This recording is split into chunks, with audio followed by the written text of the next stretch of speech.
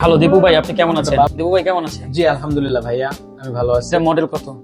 এটা 17 প্রো। ও গ্রেট। আচ্ছা, এটার দাম কত ভাই? আচ্ছা, এনিওয়ে আমরা ঠিক আছে, ওইদিকে দামটা না আমরা বলি। আমরা আজকে জাস্ট বেসিক কিছু কফি নলেজ আপনার সাথে আমরা শেয়ার করবো। হ্যাঁ, হ্যাঁ। দেখবো আপনি ইন্টারভিউতে পাস করতে পারবেন কিনা। আপনি বলেন যে what is the meaning of barista? Barista is a one man army.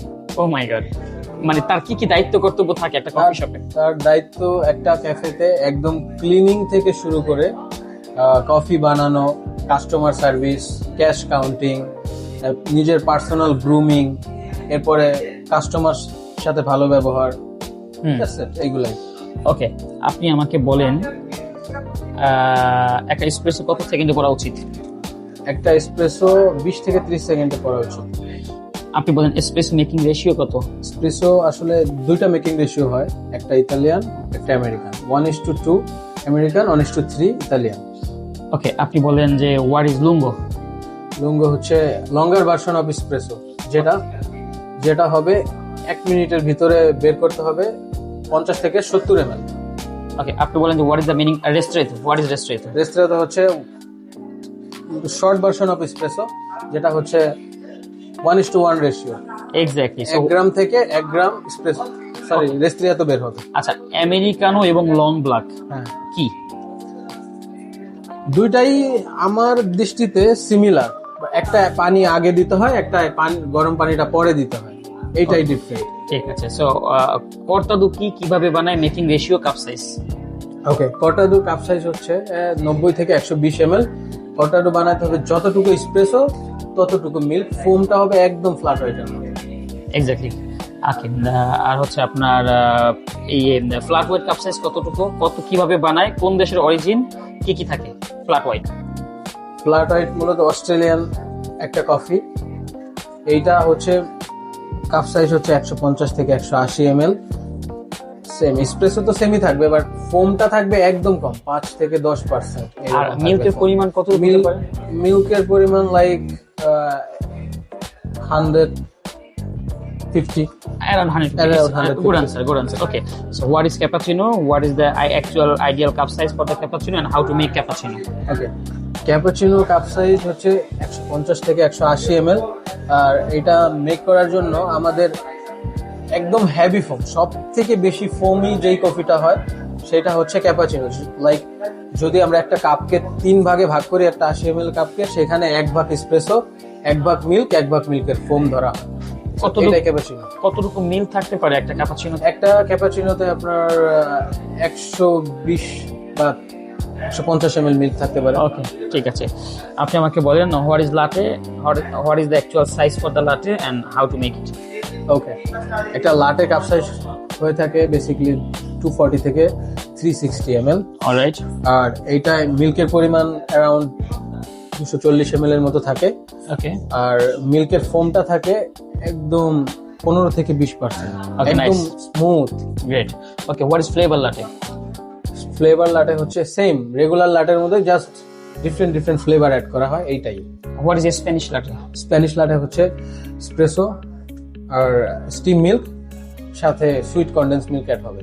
Okay, what is espresso Alfredo? Espresso Alfredo হচ্ছে যেটাকে বলা হয় স্টিম এসপ্রেসো। এটা হচ্ছে এসপ্রেসোর সঙ্গে আমরা আইস কিউব অ্যাড করে এটাকে স্টিম করব, দেন আমরা 1-2 কিউব আইস দিয়ে এটা সার্ভ করব। এসপ্রেসো থাকলে আপনি দিয়ে দিতে পারেন, এসপ্রেসো দিয়ে দেন। হ্যাঁ, শিওর। আপনি আমাকে বলেন মকা কি? মকা হচ্ছে এটা একটা চকলেট বেস কফি।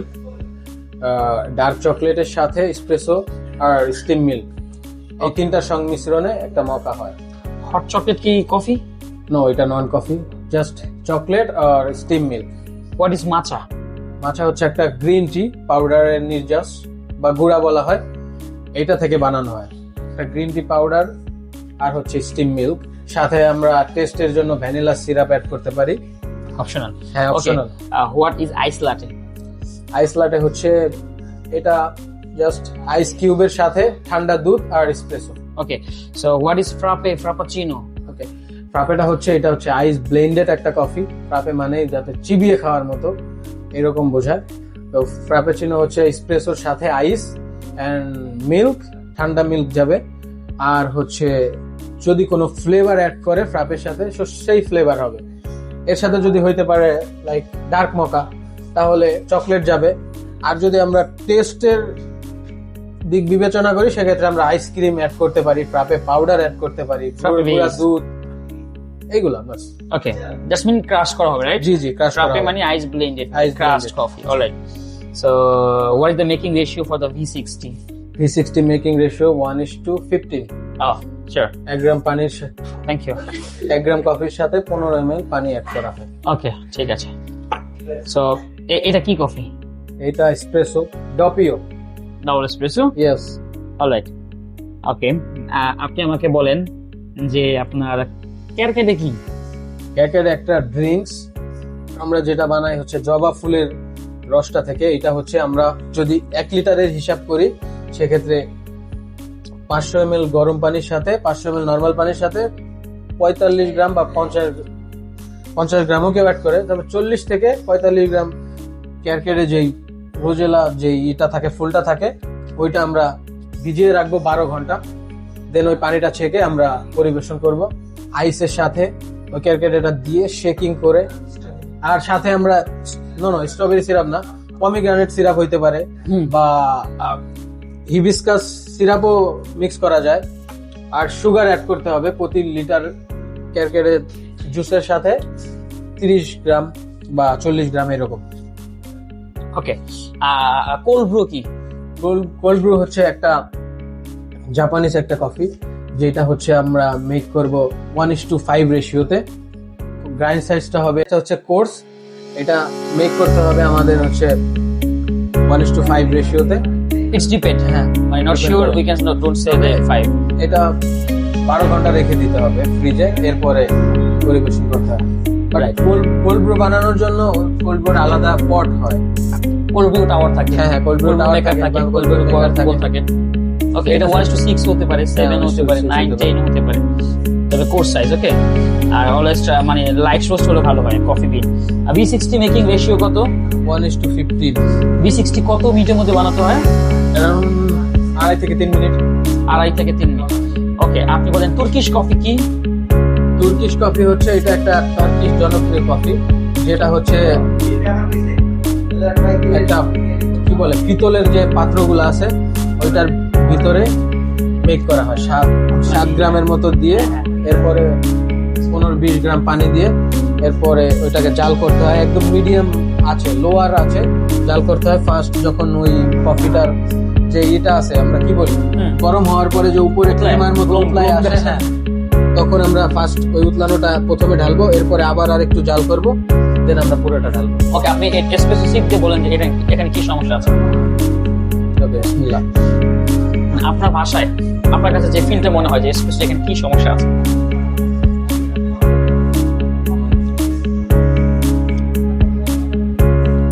এই তো সমস্যাটা হচ্ছে ওভার এক্সট্রাক্ট হয়ে গেছে। ওভার এক্সট্রাক্ট মানে বেশি সেকেন্ডে পড়ছে এটা মনে হচ্ছে। আর বিনস কোয়ালিটি ভালো না থাকে। না, ঠিক আছে, ওকে।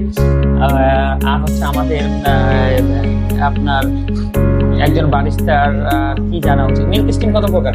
মিল্ক স্টিম 3 প্রকার, কি কি? Cappuccino, latte, flat white. আচ্ছা, আর হচ্ছে আপনার কতটুকু গরম করতে হয়? মিল্ক হচ্ছে 60 থেকে 65 ডিগ্রি সেলসিয়াস। আচ্ছা, ওকে। মোটামুটি একজন বারিস্তার এই তো জ্ঞান থাকা উচিত। আর এর বাইরে এর বাইরে অবশ্যই থাকতে হবে, যে আসল যে জ্ঞানটা সেটাই তো বলা হয়। বলেন না please. Machine calibration, Machine calibration জানতে হবে। হ্যাঁ, ব্যাক ফ্লাশ যেটা আছে গ্রুপেট ক্লিন করে, Okay, okay. এটা অবশ্যই জানতে হবে। না হলে তো আমরা যে একটা কফি বানাবো সেহেতু আমরা তো একটা রেশিও মেনটেন করে বানাই। যদি আমার রেশিও এসপ্রেসো রেশিও ঠিক না থাকে কফি তো হবে না। ডিজাইন তো পরের কথা। ওকে, ঠিক আছে, ধন্যবাদ। আপনারা অনেক ভালোভাবে অ্যান্সারগুলো দিয়েছেন। আপনার জন্য অনেক শুভকামনা। Okay. Thank you.